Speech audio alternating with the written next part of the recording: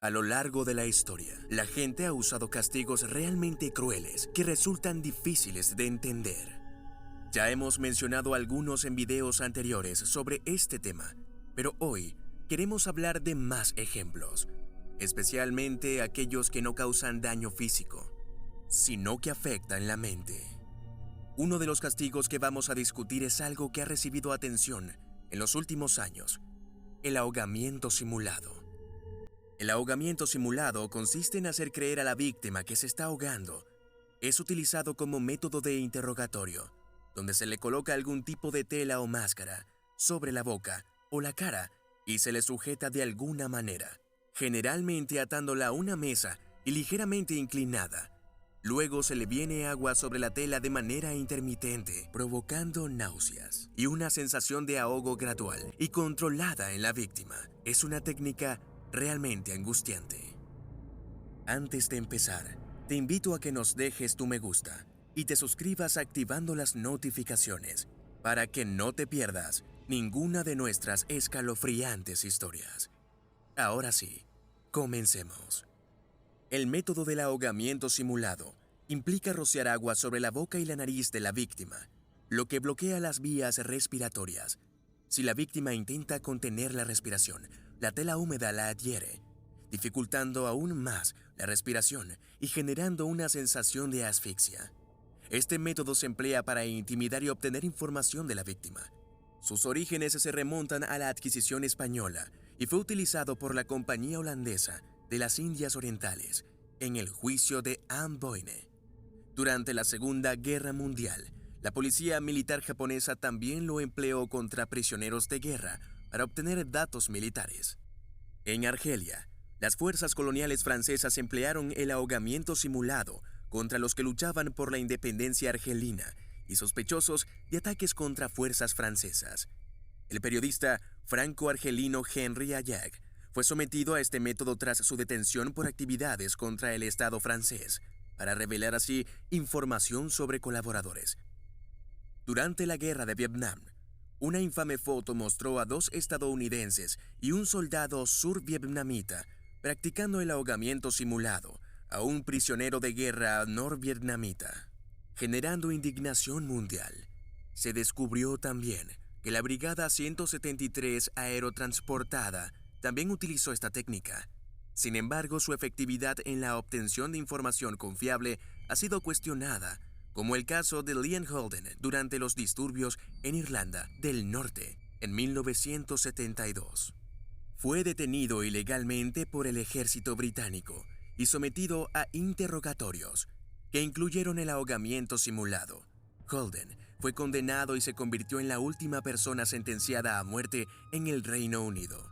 Tras décadas de apelaciones, su condena fue anulada. En 2023, poco después de su muerte, los tripulantes le otorgaron una compensación por el trato recibido, al reconocer el uso de ahogamiento simulado.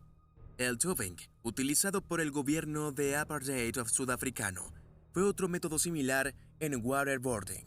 Este término se refería a la tortura por asfixia, que incluía el uso de paños empapados o bolsas de plástico para simular el ahogamiento y obtener confesiones de presos políticos. Durante la guerra contra el terrorismo, el ahogamiento simulado se utilizó en interrogatorios reforzados para obtener información de sospechosos de terrorismo. A instancias de la CIA, la administración Bush lo clasificó como tortura. El periodista británico Christopher Hitchens se sometió voluntariamente a esta práctica, que grabaron. Hitchens duró unos segundos y afirmó que el ahogamiento simulado era indudablemente una forma de tortura. También es fácil de demostrar si alguien ha sido sometido al ahogamiento simulado. Desde los que han experimentado hasta las numerosas condenas de su uso, pocas dudas quedan sobre su perturbadora naturaleza. La tortura en la Sala Blanca habla del terror que puede infligir la privación sensorial y la negación de la interacción humana. Implica el confinamiento solitario en una habitación sin color, textura ni sonido. Después de tanto tiempo en ese entorno, la víctima se derrumba, dispuesta a revelar cualquier información. Al igual que con el ahogamiento simulado, el uso de salas blancas como forma de tortura cobró importancia durante la guerra contra el terror. Las salas blancas se utilizaron como parte de las técnicas de interrogatorio reforzadas en Guantánamo, donde los presuntos terroristas eran encerrados en estas habitaciones. También se utilizaron en la prisión de Evin en Irán y en las celdas blancas de la Tumba en Venezuela, donde se recluyeron a presos políticos y periodistas. Los prisioneros eran vestidos de blanco y encerrados en habitaciones blancas sin ventanas ni texturas. Las luces se disponían para eliminar las sombras y la comida era arroz blanco sin sabor, suministrada por guardias silenciosos vestidos de blanco. Este tratamiento dejaba al prisionero en un estado de indefensión, buscando cualquier forma de conexión, incluso con sus captores. El prisionero puede ser quebrantado para que divulgue la información requerida a los guardias, mientras que su identidad personal puede quedar subsumida por la necesidad de cualquier conexión. Más que romper el cuerpo, se rompe la mente de una persona, pudiendo experimentar incluso alucinaciones. Tras unas pocas horas en una habitación así, el prisionero puede quedar permanentemente alterado.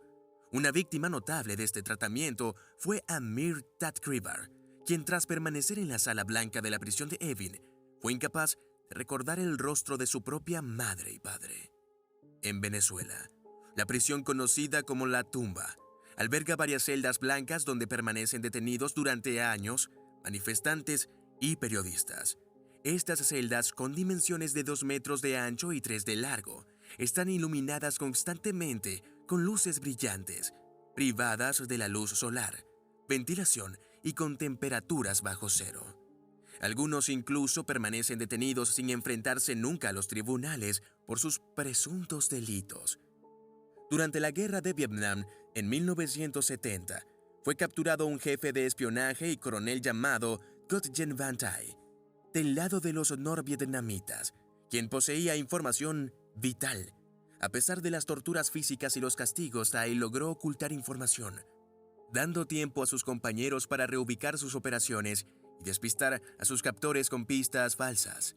Una diferencia notable en su tratamiento fue el uso del aire acondicionado, el cual no estaba presente en muchos casos de detención, lo que añadió otro elemento de sufrimiento físico y psicológico. Este soplaba constantemente aire frío, considerado venenoso para Thai y muchos otros vietnamitas. Las comidas se distribuían esporádicamente para negarle toda noción del tiempo. La tortura de la sala blanca guarda similitud con el castigo de aislamiento usado en prisiones convencionales, como el sufrido por Nelson Mandela. Algunos argumentan que es una forma de tortura y piden su prohibición. La mera descripción de la sala blanca no hace justicia a su horror. Mientras que muchos reaccionan ante las torturas físicas medievales, comprender la existencia dentro de un vacío blanco carente de todo estímulo y contacto es difícil, si no imposible. Y por último abogaremos una de las torturas más repugnantes empleadas, conocida como el trago sueco. Durante la Guerra de los 30 años, entre 1618 y 1648, bandas de mercenarios suecos saquearon y devastaron regiones para aumentar sus ingresos. Estos soldados mal remunerados tenían permiso para saquear toda Alemania, sometiendo a los pueblos a su codicia e ira. La víctima era inmovilizada y se le introducía madera en la boca para mantenerla abierta, causando un gran sufrimiento. Este método cruel fue utilizado para infligir dolor y obtener información, dejando una huella indeleble en la historia de la guerra y la crueldad humana. La repugnante bebida sueca se vertía entonces por la garganta de la víctima, a menudo distendiendo el estómago y provocando náuseas. En este punto la víctima era golpeada, lo que hacía subir la bebida y provocaba el vómito. La sola amenaza de este castigo era suficiente para que muchos renunciaran a sus posesiones terrenales. Los rumores y las historias sobre este tormento eran abundantes, con relatos de aquellos que murieron a causa de la bebida sueca. El riesgo de infección mortal o de heridas graves era muy real. A lo largo de la historia, se han utilizado innumerables métodos de tortura y ejecución, revelando la propensión humana a la crueldad. La creatividad en la búsqueda de formas de infligir dolor y sufrimiento es lamentablemente una característica común de todas las culturas y épocas. Si has llegado hasta aquí, no te olvides de dejarnos tu me gusta y suscribirte para que no te pierdas estas escalofriantes historias. Yo me despido, hasta la próxima entrega.